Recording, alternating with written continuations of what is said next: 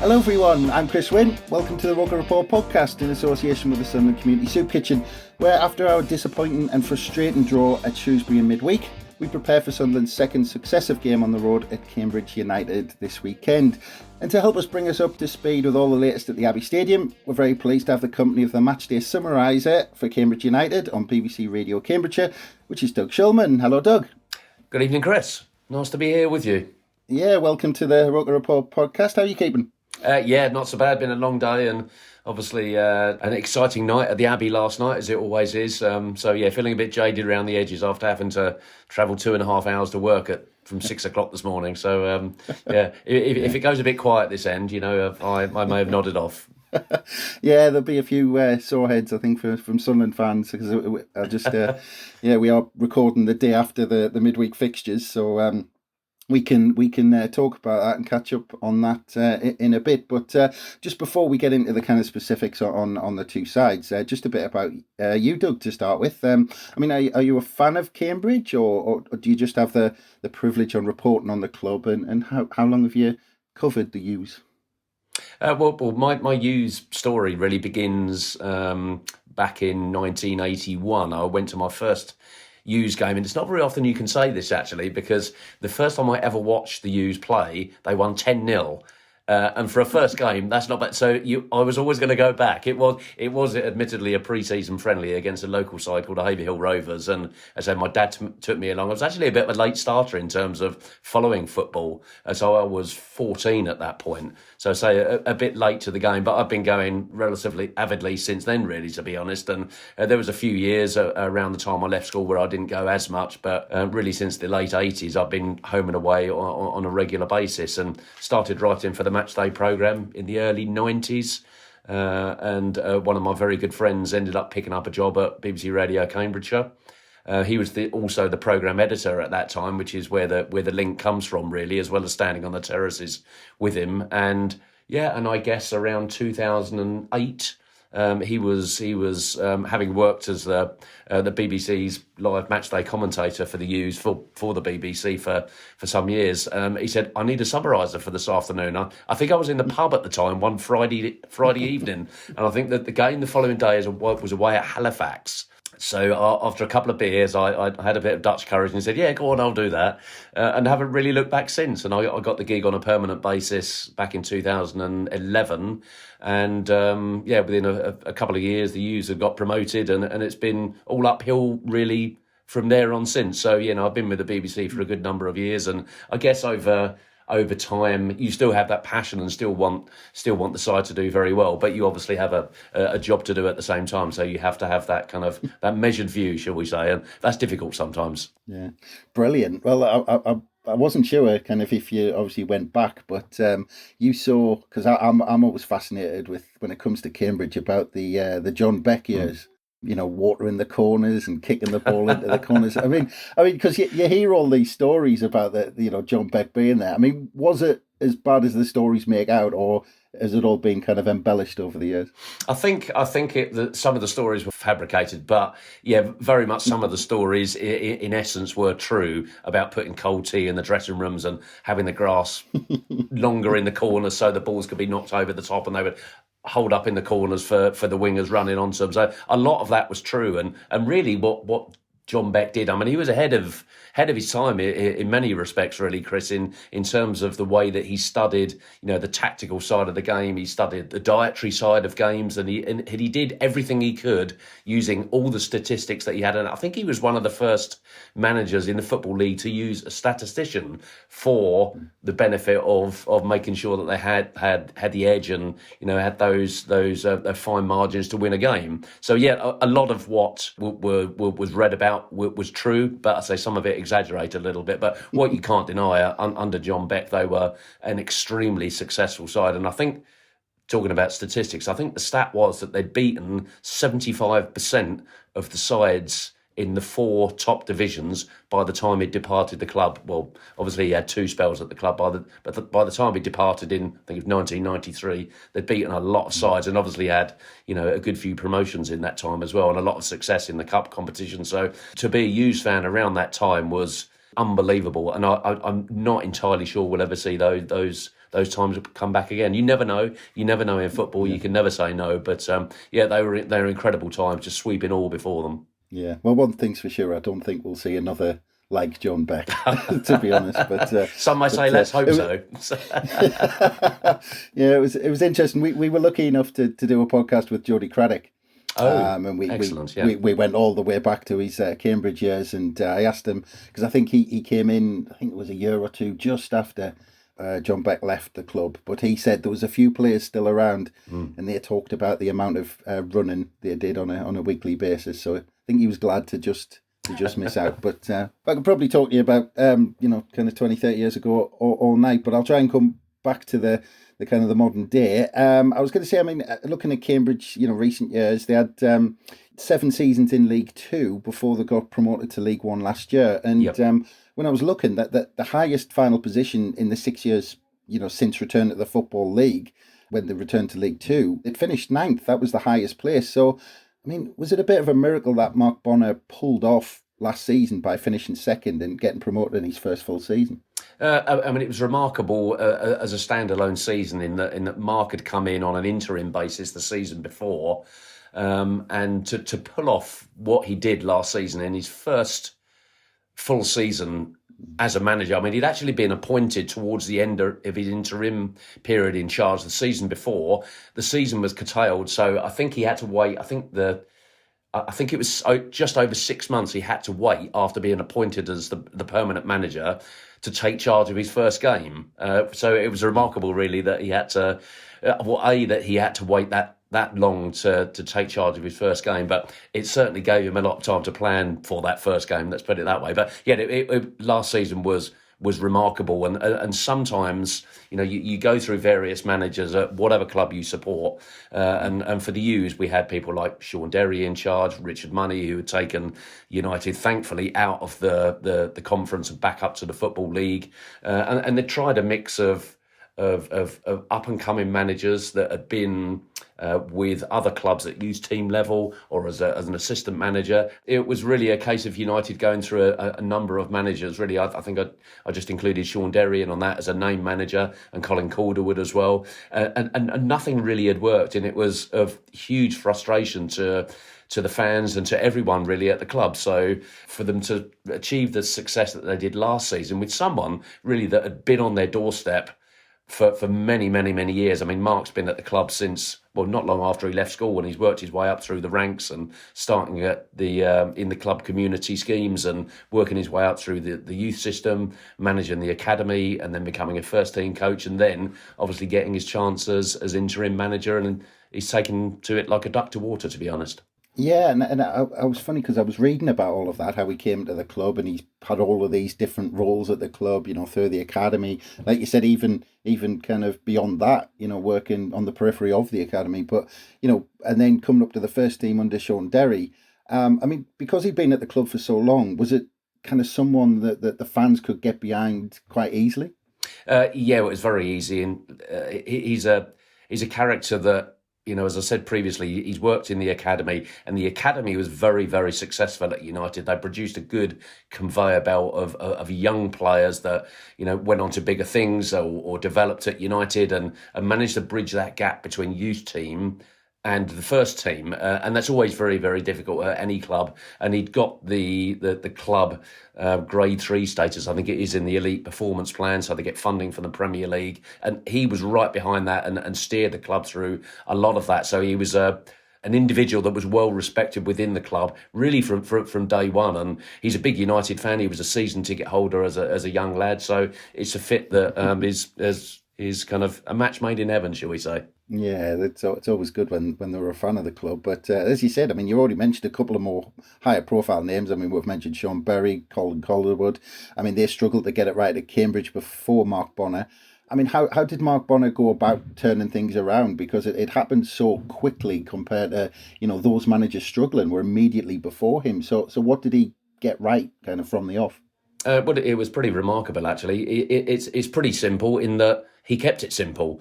The manager prior to Mark taking over on a permanent basis was Colin Calderwood, and Mark was in fact assistant to Colin. And towards the end of Colin's time, and it really was replicated when Sean Derry was at the club, Joe Dunn to an extent prior to that, although he was very popular with fans and everyone was sad to see him go, is that football sometimes is a very simple game, and if you overcomplicate it, it's going to get complicated and confusing for the players. And really, towards the end of certainly Colin Calderwood's time in charge at the club, I mean, if we're sitting there as individuals trying to cover a game and you have no idea of what sort of formations the side are meant to be playing, it's going to be confusing for the players on the pitch, especially if the messages in terms of game plan are not getting across.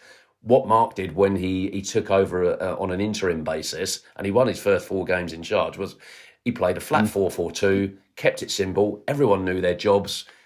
The back line were organised. He picked a regular side from week to week. It was just the odd change here and there. And it just gave confidence to the entire side. And they never looked back, really, to be honest, Chris. Yeah. I mean, it's funny you were talking about that. I was watching the Brian Clough documentary, I Believe in Miracles, and that's the message that comes across about being kind of, it's a simple game. But again, looking at Cambridge, it's 21 years since they were last playing in the 3rd tier. I mean, what type of shape were kind of in behind the scenes to take the step up? Because I was doing some background reading today, and there's an announcement that, in the summer there was a £1 million investment. Also noticed that recent news that they're in the process of recruiting a new CEO at the club. So, I mean, they've obviously taken that step up from League 2 to League 1. So are they in good shape to keep progressing? I think they are. I mean, the story actually goes back a little bit further than that, which I'll touch on briefly, Chris. Hughes were relegated out of the Football League in 2005. And it's fair to say they were an hour or so from completely going out of business. So really, it's been a rebuild really from there. So it took them 9 years, sadly, to get back into the Football League from the conference days. But it's been a slow rebuild both on and off the pitch, thankfully. And it was a big relief to everyone, really, to beat Gateshead in 2014 in the playoff final to get themselves back up into the Football League.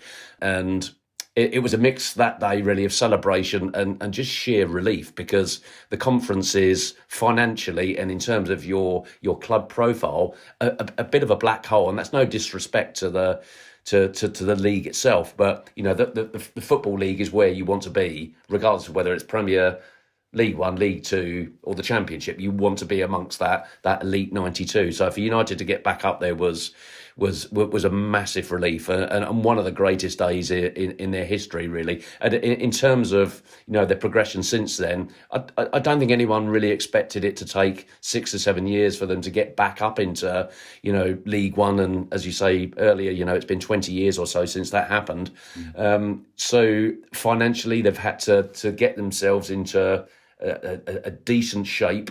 Obviously, there was a big influx of cash when they got promoted back into the Football League, and that was a challenge for them to manage, because obviously more money coming into the club, you're playing at high level, the infrastructure has got to be right, and they didn't quite get it right. And despite a good flow of income coming in through player sales, obviously the 2 massive games against Manchester United, in which they made reportedly about £1.9 million, that money and that financial management wasn't quite in place. So they've had a bit of an overhaul in terms of the board.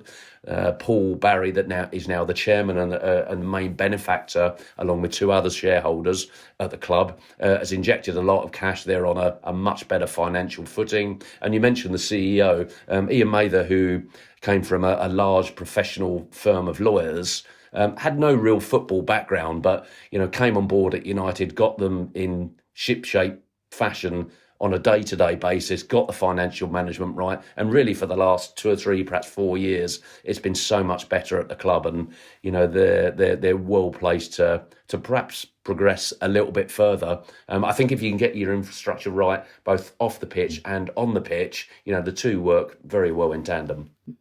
Yeah, you're preaching to the converted with Sunderland fans, where we've been managed over the last decade or so. But yeah, I mean, like I said, 21 years since they've been at this level, and I was taking a look at the ins and outs during the summer transfer windows. Obviously, Mark Bonner was preparing for the challenge of League One, and actually a couple of major departures I noticed. First, striker Paul Mullen, who scored 32 league goals last season, he rejected a new contract and then dropped down to the National League with Wrexham, and as well as Kyle Knoyle, I think it was, who was highly rated right back. Right, yeah. Yeah, who made the League Two Team of the Year last season. So, I mean, did those departures come as major blows in the summer, and people maybe weren't expecting them? Well, I think certainly in the case of Paul Mullen, I mean, anyone that scored the number of goals that Paul did last season, 32 as you mentioned, one or two more in the cups as well, so 34. He was always going to be a player that was in demand. In fact, I did read one or two things about Sunderland being connected to him in terms of wanting to perhaps sign him. Any player that scored that level of goals is always going to be an appeal for any club, isn't it? But what we didn't expect is for him to drop down to conference level. Paul was a player that he lives up in the northwest. He was still travelling down for training and for matches from the northwest, so it was always a bit of a given that perhaps he wouldn't stick around if he got a decent offer in that area of the country. But for him to move to Wrexham and drop down 2 divisions after United had been promoted was, I wouldn't say a blow, but it was a big surprise. It was a big surprise. We thought he'd be well set to stay at the club. He had a really good relationship with Mark Bonner, who'd given him the opportunity to play in the role that he'd wanted to play in for his entire career, which was up front as a centre forward. People kept playing him out of position, and that I think irked him a little bit. So the fact that Mark gave him that opportunity and he's repaid him with that number of goals, I think a lot of fans thought he would perhaps stick around, but it wasn't the case. But I guess if you look back on it now, and certainly with United having moved up a division, and they're playing a very, very different system, they're playing a different style of football, and I'm not entirely sure that Paul being at the club would have worked in terms of the players they have now, the system that they play, and the way they line up game to game in terms of their game plan against, different opposition. I'm not sure it would have been a fit. So you look back on it now in retrospect and think, okay, perhaps it wasn't the worst move in the world. I mean, Paul is massively respected at the club, always will be. He even had a stand named after him last season after scoring all those goals. It was a temporary fit, but it was something that the sponsors wanted to do just to mark what he'd done for the club, and it was a club record, it was a Football League record, and he'll be ever remembered in United history as the man that did what he did and ended up getting promoted with the club. But players move on. You learn after a number of years watching football, as you will, Chris, as well, that you're never really surprised in football. Anything can happen from day to day in the game. And you mentioned Carl Knoll there as well. That was a big blow, losing him, because, say, League Two Team of the Year, he's a very energetic fullback. He created lots. He scored 1 or 2 goals as well. And in terms of his out-and-out defending, very, very good. Lots of pace. And we thought Doncaster had a real player on their hands when they signed him. But obviously we know Doncaster are really struggling. So I wonder if he's regretting that move.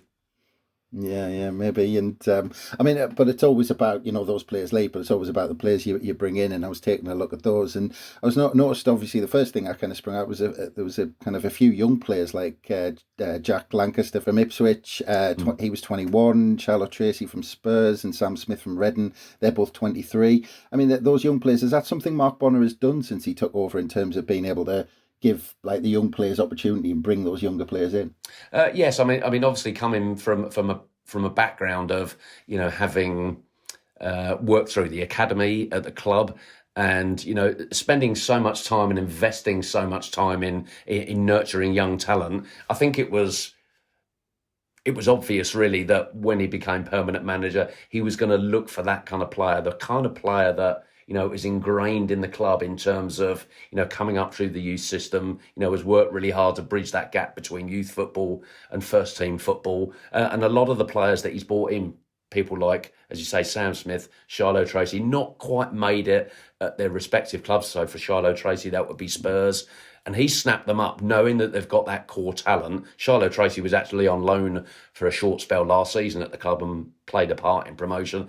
It was clearly not going to work out for him at Spurs. And what United have done here, and what Mark Bonner has done, is that they've bought in players, not just for this season, but for next season, the season after, and the season after that, to ensure there's that young blood, that young talent at the club that can really, really progress. And you never know, in future years, after a little bit of success with the club, maybe sold on for, a big ticket day in terms of transfers. So, it's certainly one thing he's got very much in mind is, he's buying talent, and he knows how to spot it as well. Yeah, I mean, we've talked about that kind of season that almost came out of the blue with promotion, and, a couple of big players leaving in the summer, and these kind of younger players coming through. So, I mean, I was trying to think about this. How did Cambridge fans look at this season in League One? Were they expecting a tough season where they were trying to survive? Because I'll have to admit at this point, in our round table on our website for our annual predictions,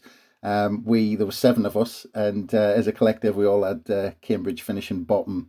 I think there was two of us who didn't, but I think one of them was second bottom. But did the fans accept that this could be a tough season before ball was kicked?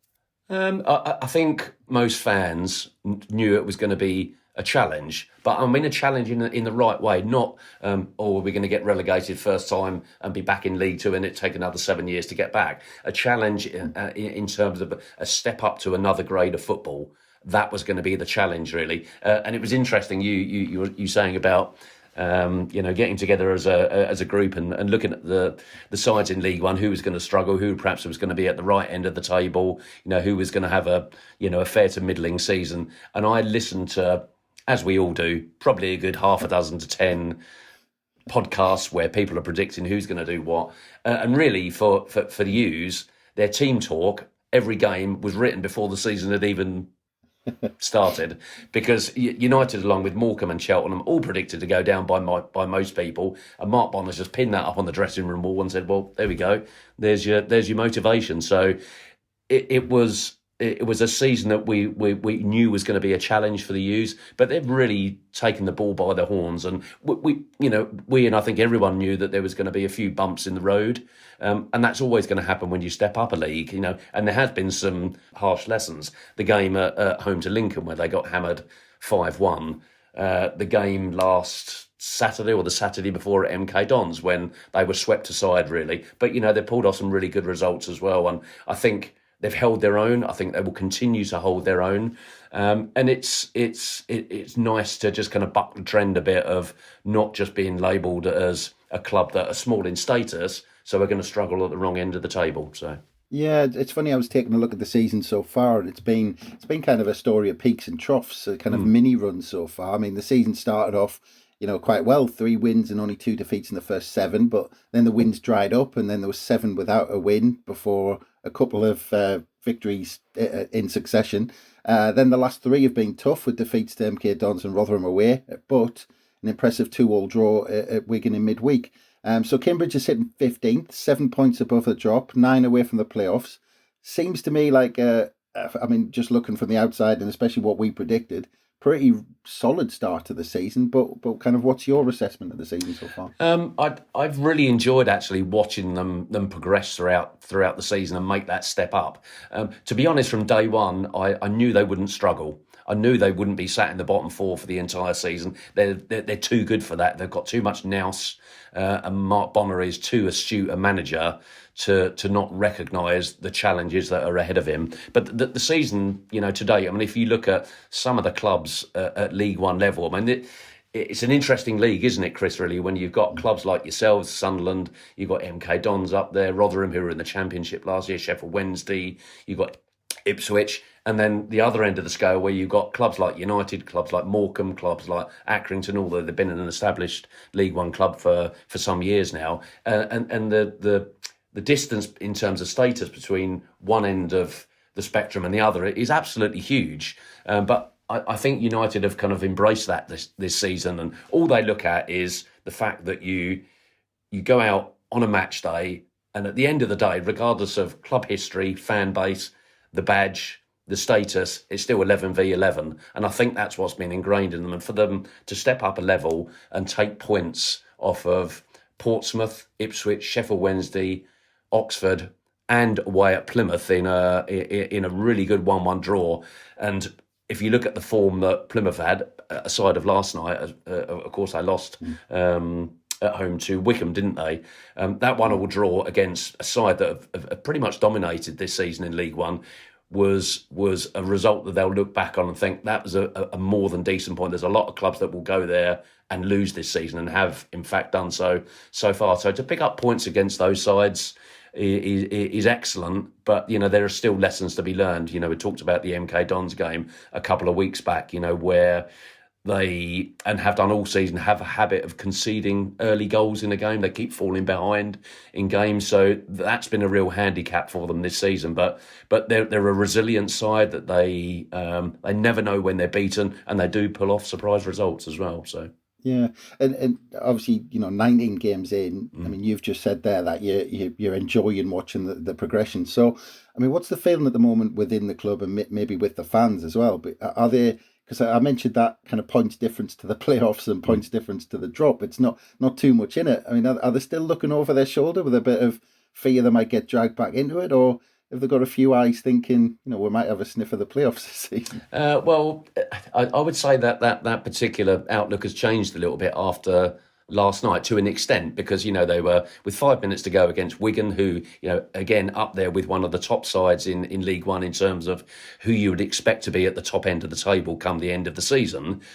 Say 5 minutes to go, they're 2-0 up, absolutely coasting, going back into the top half of the table. All of a sudden, Wigan score twice. You're back down to 15th in the table, and then everyone's looking at the gap to the bottom four. So things just change so quickly in football. But I don't think, and I think this is a view shared by many fans, I don't think there's that many U's fans out there that are really worrying about looking over their shoulder and seeing that there's a 6-7 point gap. That they know, having watched the U's this season, what a resilient side they are, how quickly they're learning their lessons at League One level, and you just feel they've got an extra gear. There's more to come from this side. So I think people are looking upwards rather than over their shoulders, to be honest. Yeah, I mean, just getting into that game, because you mentioned it, the Wigan game the other night. I mean, how did that game go? Obviously, because it's interesting looking at ahead of possibly similar dynamics at the weekend. Because I was looking at the stats, and you'd think, oh well, Wigan had most of the game, but obviously Cambridge took a 2-goal lead. So I mean, what was kind of the ebb and flow of that game?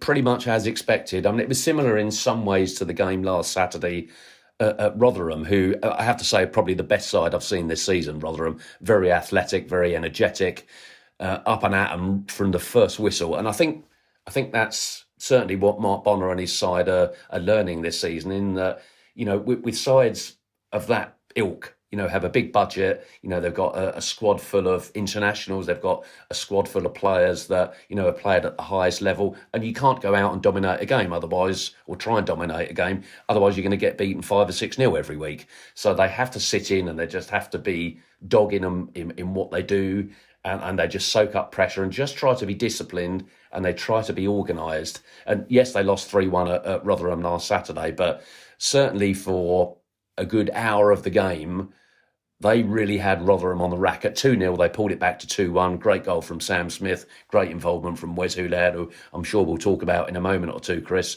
And they really had Rotherham on the ropes. Unfortunately, Rotherham's quality told in the end, and they scored a third. But it was a very similar situation last night where the U's kept it tight. They kept it solid for the opening half an hour or so, and just really frustrated Wigan. Wigan didn't manage to get that breakthrough that they wanted. And you can have all the possession you want in the world, it doesn't win you games of football.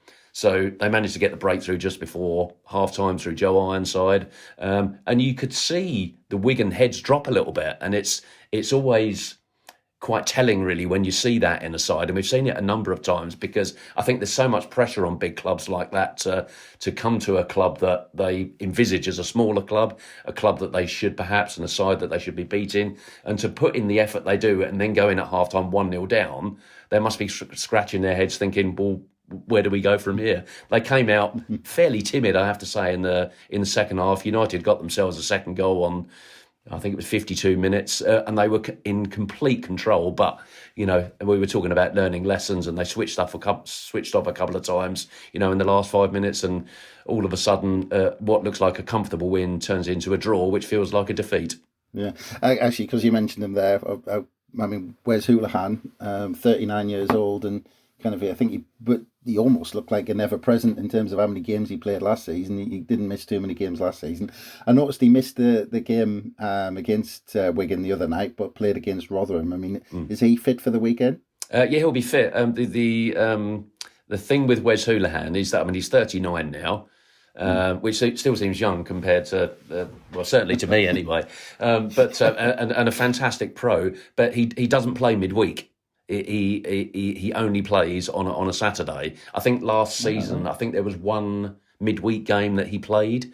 But I think it's what they call cotton wool management, and they just have to just manage his match minutes because he can't go out and play Tuesday, Saturday. Last night was actually the 12th midweek game the U's have played so far this season, which is way beyond anything from last season. They're actually playing next Tuesday and the Tuesday after, so it's quite a lot of football for them to play without Wes Hoolahan. So they do have to manage his minutes. I don't think he does a full week's training like some of the other players do, but he makes up for it by coming onto the pitch on a Saturday, and more often than not, completely running the show sometimes. He's one of those players that, I'm lucky enough not to have to pay to get into games, but I would pay just to watch Wes Hoolahan play football. He is unbelievable, certainly at League Two level, even at League One. He can run games on his own, single-handed. He's an incredible player, and obviously has a huge amount of experience behind him. Yeah, and that was said because obviously with him being missing the other night against Wigan, but he played at the weekend against Rotherham. I mean, if Lee Johnson looks at it, is he looking at two different teams? One with Wes Hoolahan in it and one without? Because if they played that well against someone like Wigan, will Mark Bonner be tempted, to stick with the same side, or would he just, Wes Hoolahan's back, so he goes straight in? Yes, he does. It's the latter. Yeah, he goes straight back in. And I guess it must be confusing for some managers actually looking at it and thinking, right, we've done our homework, we can do this, we can do. But what they don't account for is Wes Hoolahan coming back into the side. So, yeah, it's an interesting situation for the U's, because for long spells, certainly in the first half of last season, they couldn't win on a Tuesday night for love nor money when Wes wasn't playing, and they've had to learn different ways. They've had to learn how to adapt their game to play without him. Sometimes it means playing a slightly different system, but it also means that there's an opportunity for other players to step up, whether it be youngsters, whether it be seasoned pros, whether it be players that have been at the club for a long time. It's their opportunity to step up and fill his boots and give him a little bit of competition, and gives Mark Bonner something else to think about. And in the second half of last season, they started picking up those midweek wins and just learned to play without. It's quite a unique situation, really. You don't get it at too many clubs. I've certainly never known it, at the U's, but that's the position they're in. They know that, sacrificing him for midweek games means he's fresh and ready to go and put in the performances that he does on a Saturday. Yeah.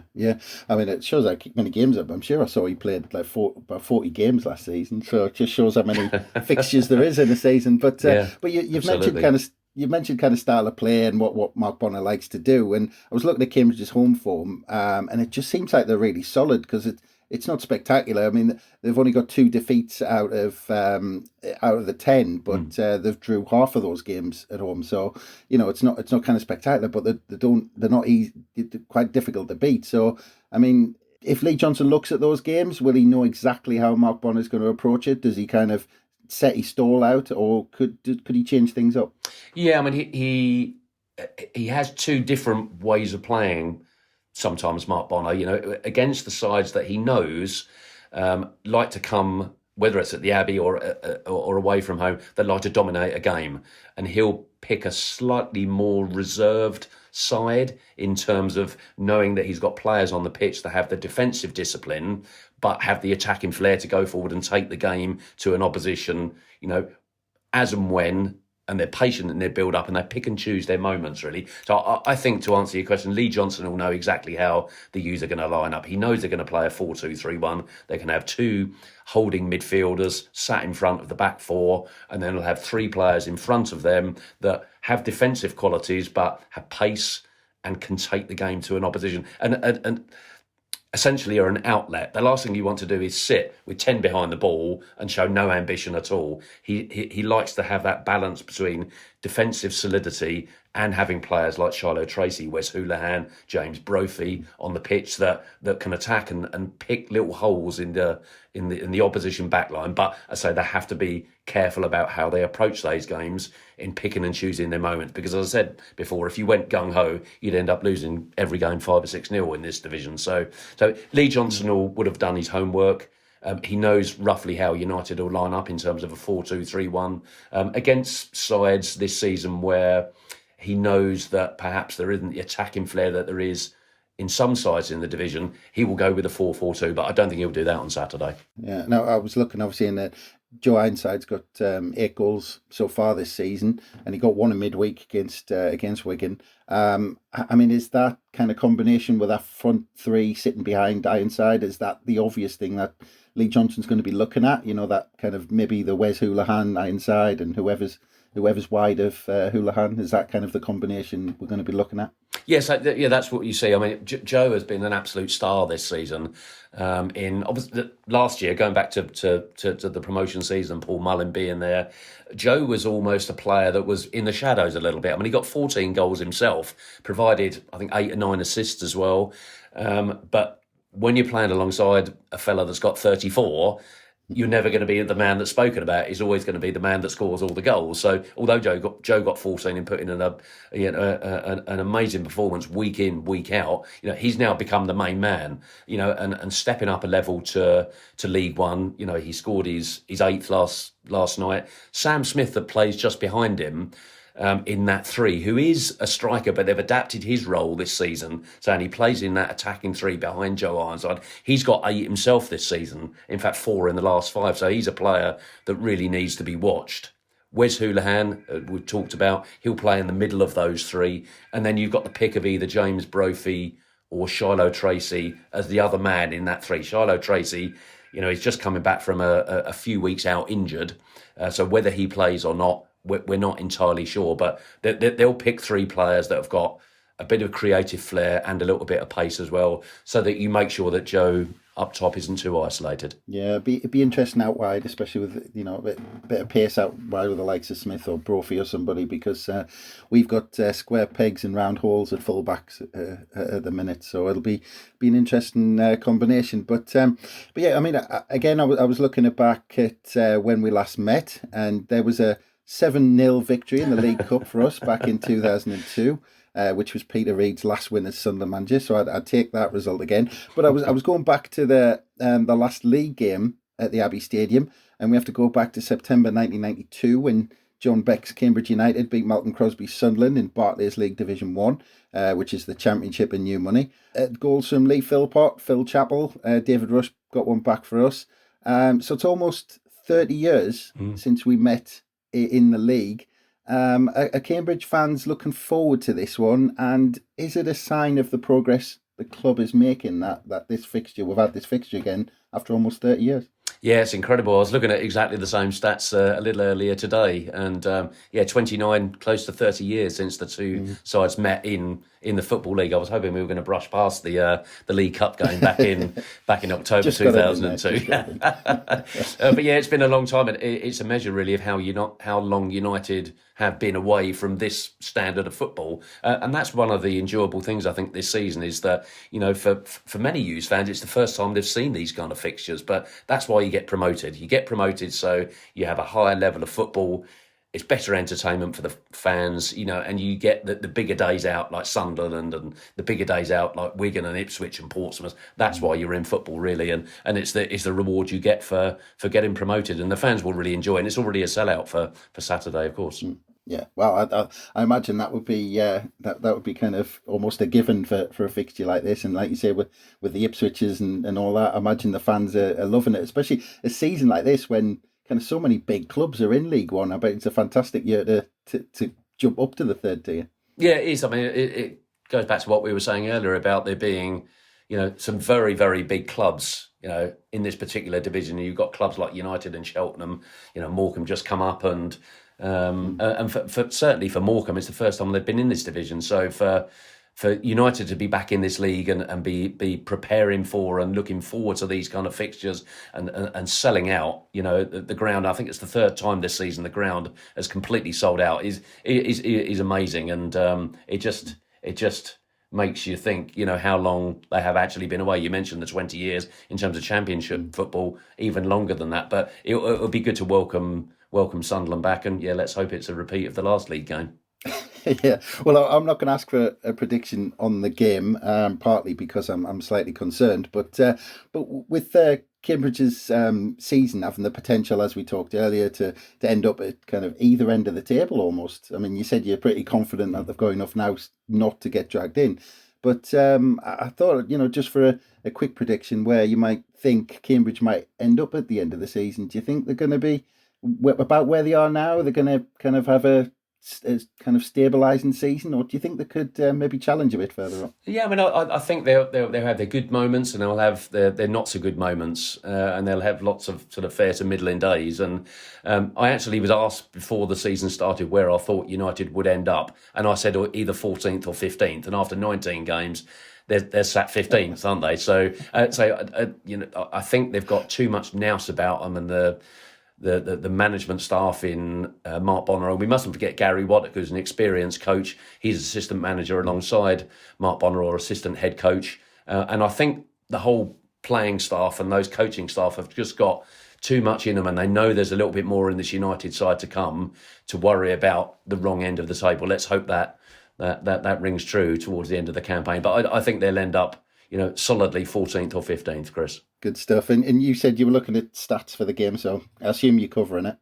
Yes, yeah. We'll be there Saturday, and hopefully it's a good atmosphere. And let's hope a good game, Chris, regardless of the result. Yeah. Well, it's one of those games that, obviously with I imagine for yourself kind of summarising in empty stadiums and things like this, this is the type of weekend you want, don't you? Big team coming down, big away following, home fans to sell out. I mean, this is kind of why we love football games like this, isn't it? Yeah, absolutely. Yeah, I mean, I remember many games back in. We talked about the last league fixture between the two sides at the Abbey 29 years ago. There was a game at Roker Park a few months later that was a 3-3 draw. But certainly days at the Abbey like this it's been such a long time coming. It really has. Aside of cup games against, they've had over the last few years against Leeds and against Manchester United, to be facing these kind of fixtures week after week is absolutely brilliant. And after such a strange season for everyone last time round, I mean, we were travelling all over the country and going to home games at the Abbey in empty stadiums, and it was so bizarre. And I hopefully will never see that like again. And I think certainly the opening few games of this season, when fans were back in the stadium, especially after promotion, was a really, really special time. And I think that was felt, all over the country for many fans at many clubs. Yeah. Well, I mean, obviously, I hope you enjoy the game on Saturday, and the atmosphere is fantastic, and hopefully the Sunderland fans can be a part of that. And I just want to say thanks for joining us and taking the time out for us, Doug. It's been fascinating and an absolute pleasure. That's a pleasure, Chris. Thanks very much. And I was going to say, it's not until April when Cambridge visit the stadium like, but it'd be great to catch up with you then. And it's going to be the penultimate game of the season. It will be. That should be interesting. Yeah, it'll be interesting to see what sort of situation both clubs are in at the time. I've got a lot of family in the northeast, so I'll be staying up that way for a few days, no doubt. So perhaps we'll bump into each other. Good stuff. We'll have to catch up. Okay, well, thanks again, Doug. Really appreciate it. No problems, Chris. And thanks again, everyone, for listening. Keep a lookout at ROKER Report for all the build-up ahead of the game at Cambridge on Saturday, and keep an eye out on all the usual places for the next pod that should be dropping very soon. But from us, it's bye for now.